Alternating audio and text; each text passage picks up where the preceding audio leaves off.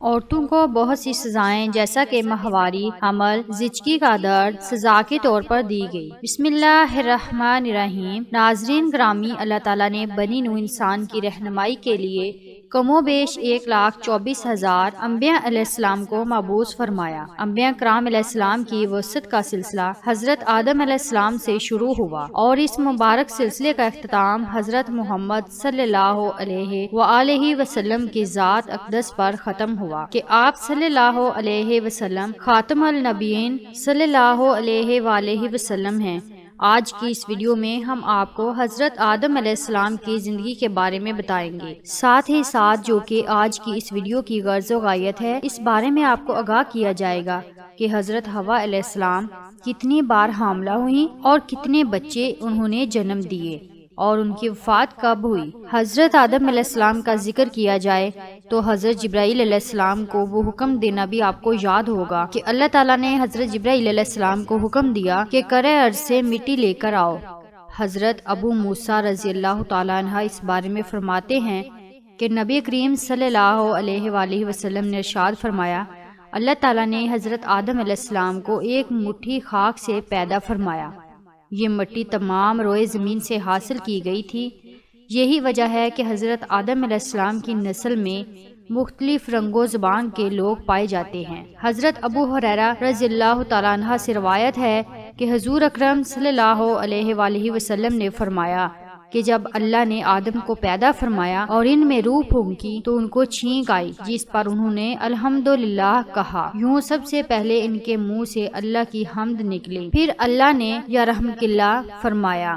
اللہ تعالیٰ نے حضرت آدم علیہ السلام کو 4 عظیم شرف اور مرتبے عطا فرمائے۔ نمبر 1، اپنے ہاتھوں سے پیدا فرمایا۔ نمبر 2، روح پھونکی۔ نمبر 3، فرشتوں کو سجدہ کرنے کا حکم فرمایا۔ اشیاء کے ناموں کے علم سے سرفراز فرمایا۔ حضرت آدم علیہ السلام کی پیدائش کا واقعہ ہے۔ حضرت آدم علیہ السلام کی پیدائش کا ذکر تو ہم نے کر ہی دیا، اور حضرت آدم علیہ السلام اور حضرت حوا علیہ السلام کا جنت میں رہنا اس بارے میں بتاتے ہیں۔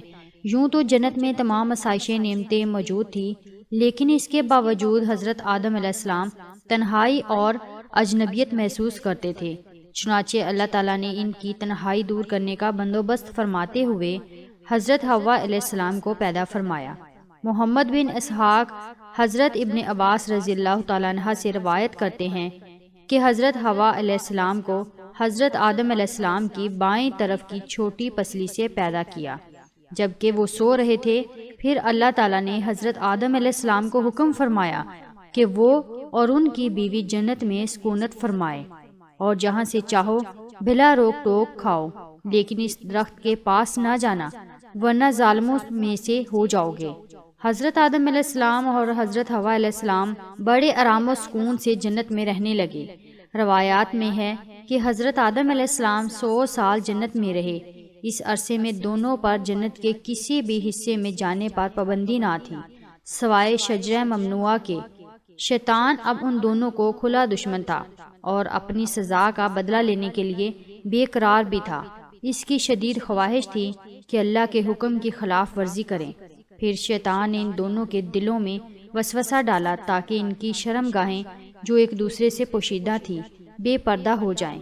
انہوں نے کہا کہ تمہارے رب نے تم دونوں کو اس درخت سے اس لیے فرمایا کہ کہیں یہ پھل کھا کر تم دونوں فرشتے نہ ہو جاؤ یا کہیں ہمیشہ زندہ رہنے والوں میں سے نہ ہو جاؤ۔ شیطان کی ان باتوں نے حضرت حوا علیہ السلام کو سوچنے پر مجبور کر دیا، اور پھر شیطان کی مسلسل اور تواتر کے ساتھ سازشیں رنگ لائیں اور اس نے حضرت حوا علیہ السلام کو پھل کھانے پر راضی کر لیا۔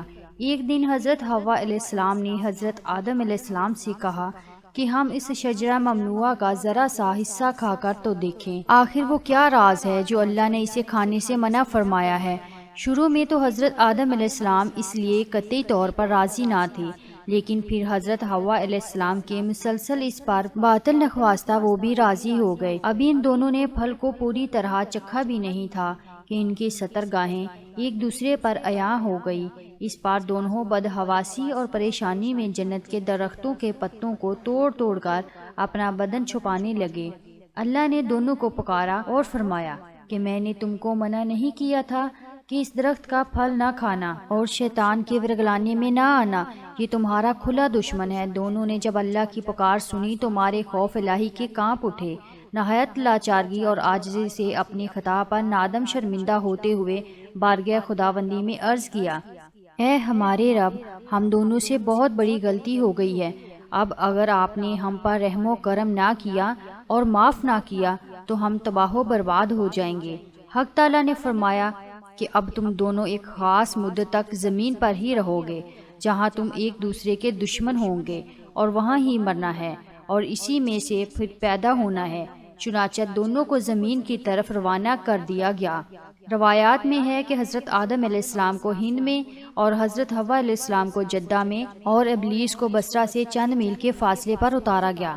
حضرت سخی رحمۃ اللہ علیہ فرماتے ہیں کہ جب حضرت آدم علیہ السلام جنت سے ہند میں اترے تو ان کے پاس حجرہ اسود تھا اور جنت کے درختوں کے پتوں کی ایک مٹھی بھی تھی۔ پھر حضرت آدم علیہ السلام نے ان پتوں کو زمین پر پھیلا دیا اور یہ خوشبودار درخت ان پتوں ہی کی پیداوار ہیں۔